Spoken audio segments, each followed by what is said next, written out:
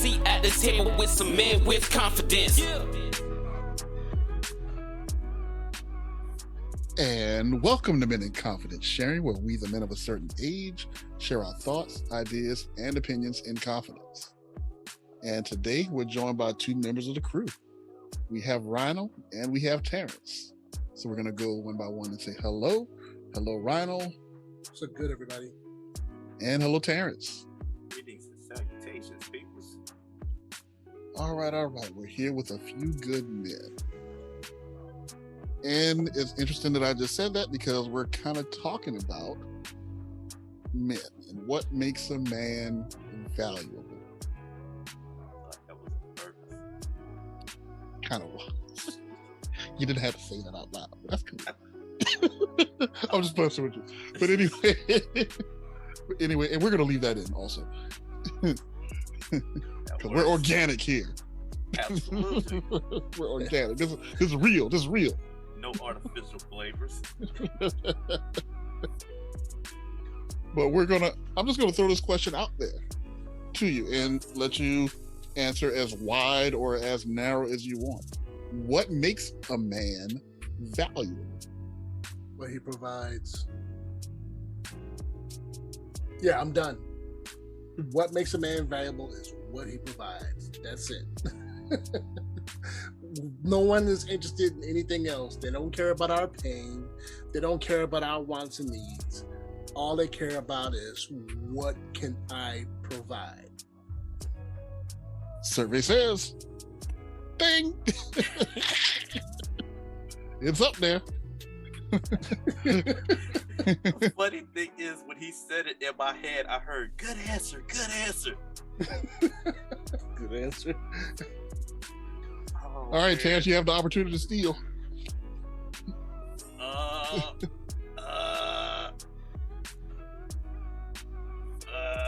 His character? It's up there, but it's not as high. But anyway, I'll let you go ahead and answer that question. Oh, man. Okay. I'm sorry. I can't help but see Keenan's face on SNL saying, well, it should be. Oh, man. Okay. So, yeah, I said his character as something that should make a man more valuable, right? You want somebody who gives you his word and keeps to his word. And although we all appreciate Rhino's answer of what he provides, we've had this conversation, I feel like, in various degrees with regards to, a man and his value, and, well, not his value, but what he provides and how important that is. But at the same time, we're more than a mule, going plow the field every day so that you can plant your seeds and reap a harvest. There's more to us than that. We have thoughts, we have feelings, we have pains, we have highs and lows, we feel joy, we feel sadness. But those things are who we are, not necessarily what makes us valuable. So I'm gonna stick with my original thought, which was character, and that idea of being able to be a person of your word and be a person who honors his commitments and takes ownership of his responsibilities and meets those responsibilities. That's, I think, something of extreme importance and certainly of high value.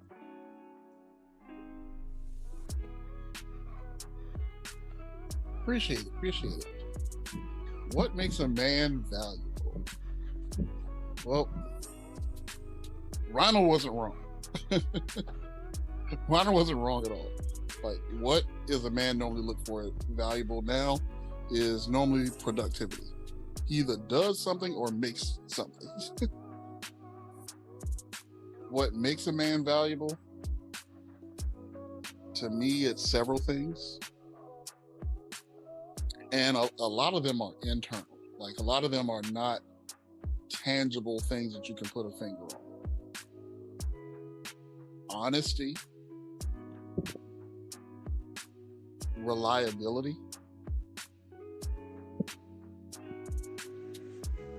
being responsible,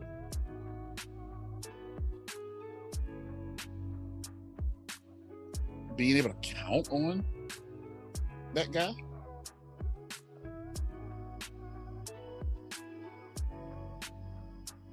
So many things.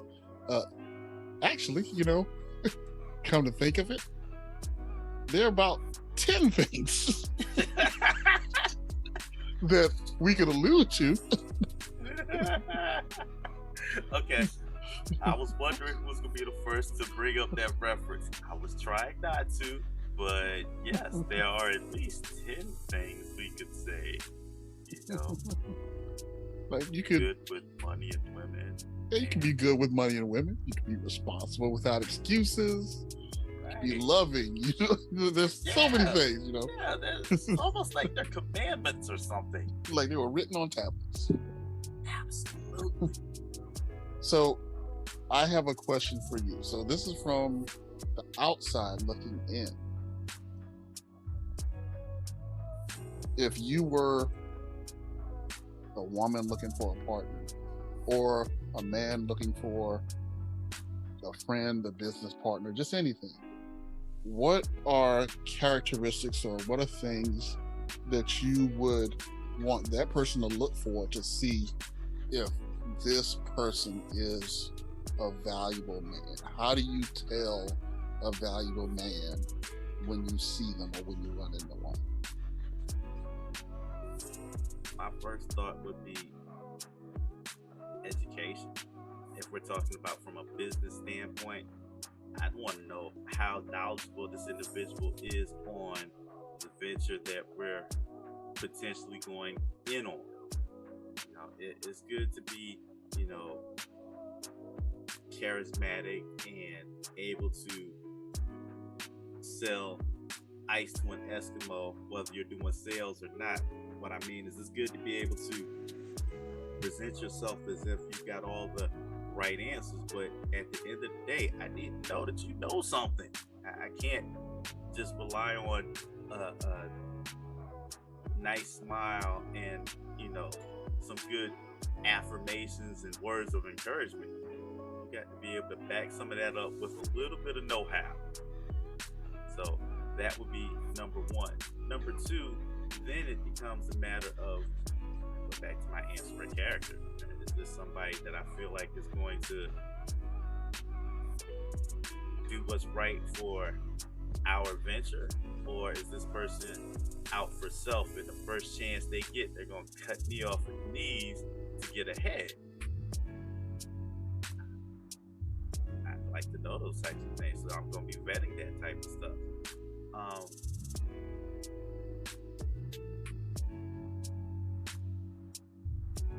What else?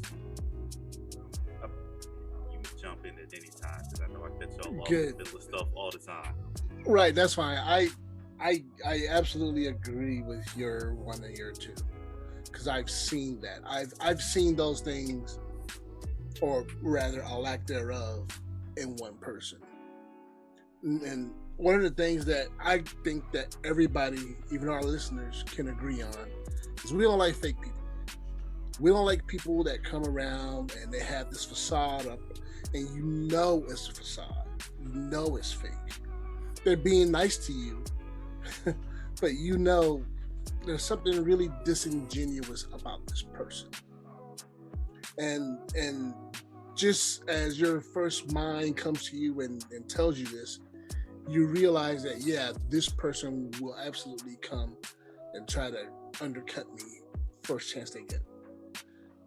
I've seen that in the corporate world, and even on down on the bottom rungs of the ladder. I've seen that, and it's actually kind of disconcerting when I meet people like that. It really makes me feel just a deep distrust of them, to the point that I have to watch them, to the point that I have to really secure everything around me, because it just kind of puts me on edge. But the thing that I would look for, the first thing that I would look for in either a man or a woman, um, understand not just on a dating level. For me, it's I prefer women, but just in general, what I look for is where are their morality standards? Where does their morality lie? Um, do they eat babies? Do they rob banks? What's your deal? Do you have a moral standard? And I I I feel trust for people like that. People who have a fear of um, there's a higher power looking at everything, and I can't afford to get this wrong, so I've got to do it right. I have respect for people who think like that, who operate like that, who work like that. In truth, not a fake person just pretending. I'm talking about real people who have a real sense of morality, who really watch themselves and are concerned about themselves, so they would rather do everything right. I guess that goes back to having integrity and having character. And what I would like to term just being a regular human being. But we also know that there's regular human beings who do some terrible bad things because they're motivated by a mindset that you would think that most people aren't. So that's my answer. Okay, appreciate it. So, what makes a man valuable, or how can you vet a man? Like, if you saw a guy and you just met him, what would you look for to see that this is someone that you could work with, or someone that you could trust, or someone you could build a relationship? I think the first thing I would look at and see is, how does he treat other people? From people he knows to people he don't know. How a person treats a stranger, that tells so much about that person. How do they treat someone when there's nothing for them to gain? Like, a lot of people are good to people that have something on them, or people that can do favors for them. But how do you treat someone that can't do anything for you? Are you kind to that person, or do you step all over that person? Another thing for me, I believe that a man of value, he invests in people. He invests time, money, energy. He invests in people he care about. I think he also invests in his community. Like, he's not just trying to make his room better or his house better. He's trying to make his neighborhood better, or his social circle better. Like, he's trying to build not just him and his immediate blood relatives. He's trying to build a community up around him. I like that. I think that's actually a very good point to address that whole nation building, that investment in people. And I heard you say money, and my thought was like, okay, I get the money thing, but invest time in the people, invest encouragement, support, education. There's an organization that uses the phrase "each one teach one" as kind of one of their mantras to build up a community, build up a group, and bring your brother or sister or others along as well. And that's absolutely something a person of value, in my opinion, does, because I think the word is selfless is a good way to describe it. They're not just in it for what they can do, what they can gain personally, because they actually understand that, you know, it's more valuable to teach someone how to fish than it is to give them a fish that you caught.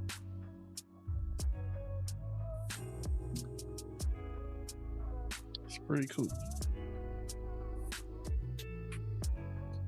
I'm laughing because I have a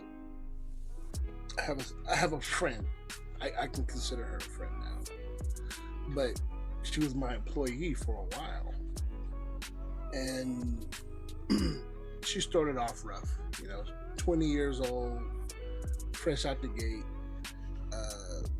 big hopes and dreams, but she was transitioning from that childhood stage of her life to that adult stage of her life, and I recognized that. So we kind of butt heads for a little bit, but I think I'd like to think that I was successful at getting her to understand responsibility, but I think what happened was she got pregnant, and that clicked something in her head, and she she was just dealing with this transition. And so I tried to share things with her that I thought that would help her, because I know that 20 years from now, maybe I can plant a seed and that seed will grow, and she would be like, you know what, I remember Rhino told me that. He may have been a terrible boss, but I remember he told me this. And now I can take that and I can profit off of that information. And she just happened to call me yesterday, and we ended up having this long conversation. And I was proud of the progress she'd made in her life in the year since we've both left our respective company, and in the direction that she's gone. She's becoming an entrepreneur. She's still working her job, but she's working on creating a business for herself that I think will pay off for her well. So I'd like to hope that I can be considered someone who's helping the community, because maybe our conversations will help her, and maybe she can share that information with someone else, and it'll help them as well. But I think it did. Right. I just, at the risk of my hubris, I like to count myself into that number of people who's actually trying to build, as opposed to tear down and further prove a stereotype, which are actually not true at all. But that's just my thoughts. Okay, so I'll peel back a layer of this onion here, and Tony was talking about people how they treat strangers, and that kind of stuck with me for a second, because I know me, and part of who I am sometimes is somewhat of a cynical person. I'm not just openly trusting of people all the time immediately, and for that reason I may come across as a little rigid or a little skeptical, and I can own that that's kind of a defense mechanism of my own. But I say that to say that we're talking about the value of a man, or what makes a man valuable, and I would be remiss in saying, okay, that's one of those things about myself that may decrease my value a little bit in the eyes of some, but at the same time being aware of it and opening up to say, hey, I am who I am. I don't want to sit here and talk about this as if I'm right there on that level. You know what I mean? Everything that we're talking about, I check off all the boxes. I would, for me, feel more comfortable in just admitting, no, because all these things are what makes how a person should be valued. Not completely there. So let me jump in. First of all, I want to comment on what Rhino said, because what we do now is for the purpose of community building. We are here, we are on this podcast, this recording, to try to either wake someone up, or tell them about how they can be better, just trying to share our thoughts, ideas, and opinions. Maybe someone could learn something from it. That's what this purpose is for. It ain't to make money, because we ain't making no money. Not yet. It ain't for fame, because we ain't famous. Again, not yet. But it really is a genuine desire to help people. Number two, bouncing off of what Terrence said, like, we're all imperfect. Like, we can all like, this is not a video game. We do not have a perfect 100 rating in every attribute. We all have things that we could, work on and increase and get better at. But I did want to talk about the whole, how do you treat strangers? Because to me, this is a key one. And not just strangers, right? But people that you don't know, or people that don't owe you anything, or you don't owe anything to. And a lot of times, a lot of those people will be servants. Like, let's say you go to a restaurant. How do they treat the waiter? How do they treat the hostess? This is somebody they may never see again. This is somebody that, doesn't owe them any money, or doesn't owe them any favors. They may treat them like dirt. Why? Because in the grand scheme of things, it's no benefit to them to treat them good. Because, and here's where character comes in. Because there are a lot of people that can treat you good, or can treat you well, as long as something is in it for them.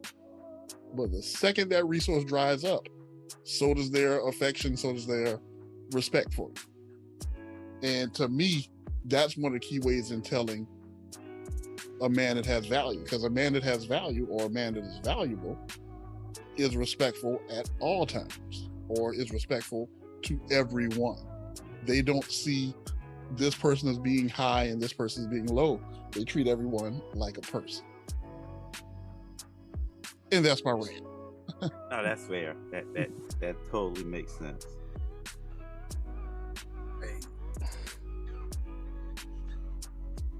Okay. I'm trying not to judge myself, because I am judging myself. I've been a terrible guest before. But I've since changed and realized I can't be like that. I mean, this guy's just 16 years old. He's just trying to get out of high school and make money.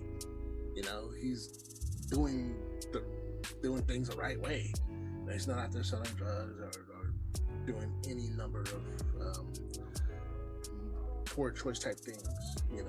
So why am I gonna make his life harder just because he forgot the onions? It's kind of ridiculous. Well, fellas, I think we've had a pretty good discussion. Y'all, anything else y'all want to add before we close it on up? I always have something at the end of these. I don't know why, but I always have something. I would just say that for the listeners, I would challenge them to think about what or how they value not just men in general, but a little bit more specifically the ones in their lives. because we all immediately jump on this idea of, you're not valuable unless you're providing something, right? And I want the listeners to take that idea and appreciate that people want to be thought of as more than, or valued for more than what they can provide. People want to be valued for more than, oh, you're no good to me if you're not giving me anything, right? That whole "what have you done for me lately?" Cute lyric, but it's people are more than that. So just kind of, if nothing else, after listening to this, keep that in your thoughts. I agree. Show your man some respect. Show your man some love. Might be saying something like, "But I'm alone in my room. Sometimes I stare at the wall. In the back of my mind, I hear my conscience go." Put some respect on his name. But anyway, if no one has anything else to add, I have one thing to add. Okay, go for it. Don't just love your men, love your women too. All right, give them a break, especially if they're being influenced by social media, which you would think having the internet at the tip of our finger would make us smarter. I don't think it is. Don't follow the trends. Just don't. Realize that that's not real life. And I know for myself, I've posted things that I'm like, Facebook reminds me of it. You said this a year ago, and I'm like, yeah, I was an idiot a year ago. just trying to be conscientious of the present, and try to be conscientious of your lady. And if you're a lady and you got a guy, be conscious of your guy. Or if you're a guy and you got a guy, be conscious of your guy. Or whatever the situation is. Just be conscientious of them in the now. And do no harm. Okay? Do no harm. And I think everybody would be better off if we did. Okay. Everybody good? Good. All right. Well, I'm going to throw it to Terrence for the closing. Okay. So, as always, we want to tell our listeners, thank y'all for listening. Like, share, subscribe. God bless you. Good night. Deuces. Peace. Shout out, everybody.